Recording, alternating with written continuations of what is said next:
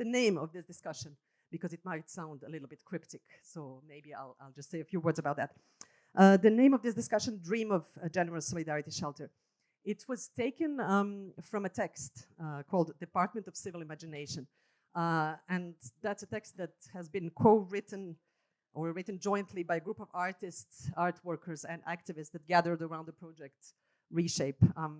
And the results or the outcomes of this project were published in this book that I sort of carry around with me in a lot of these occasions.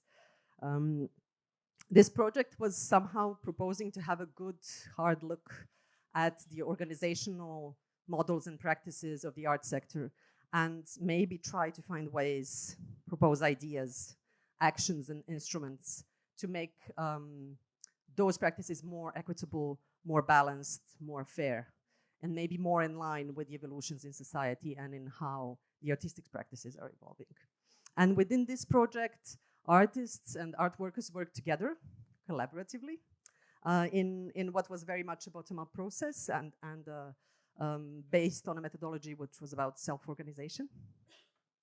And they together imagined or tried to imagine a positive future for our sector and tried to imagine ways in which we could implement and make this positive future possible.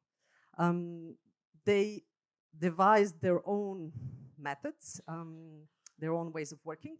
And of course, because it was artists and art workers, it was a lot of the thinking and the methodology was based on poetry, was based on political engagement, and was based on creativity. And so one of the ways in which they worked, and in particular around the subject of art and citizenship and civil engagement and civil imagination, one of the ways that they worked with was to sort of brainstorm imaginary spaces that we might need in order to maybe sparkle our civil imagination. They were basically daydreaming of non-existent spaces or structures that, if by some miracle or by some, I don't know, magic could exist, might help us make our work more rooted, maybe more open and more meaningful.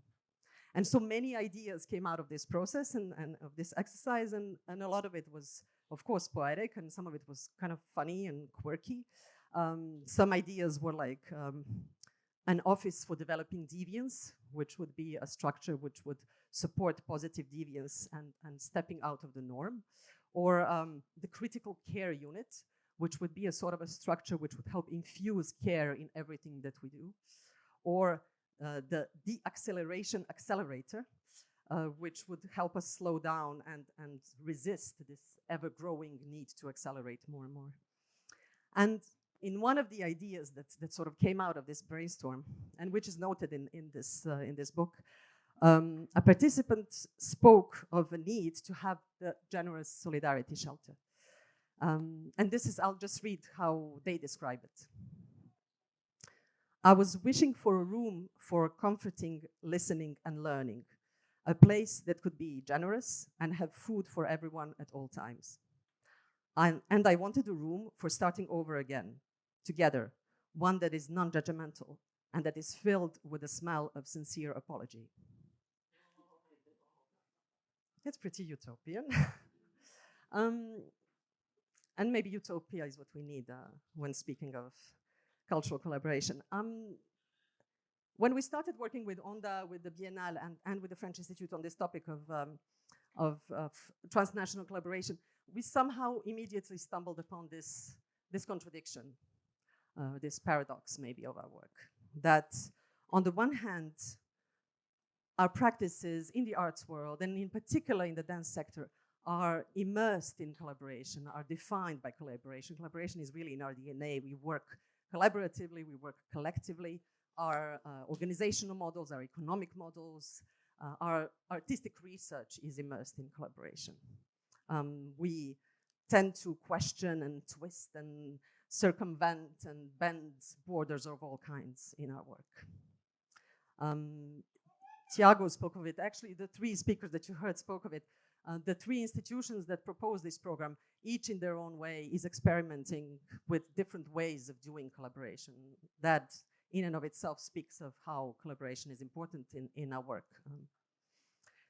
On the other hand, When you look at the dominant, the somehow mainstream practices in the art sector, in the world of the contemporary dance or transnational contemporary dance, we see that practices are deeply influenced by the neoliberal market logic, which often leads to overproduction, to extraction, and to exploitation. We see that access to mobility, access to resources, and access to visibility is dependent on where an artist is based. We see, or where he was born, or she. We see that too often collaborations are dependent on, or even hijacked by, the need to pursue a narrative of national identity building or nation state building. And, of course, geopolitical power relations. We are seeing an example of this unfolding in front of our eyes with what is currently happening in France in terms of the ban that has been somehow proclaimed on collaborating with artists from Niger, Burkina Faso, and Mali, that was announced by the French government recently.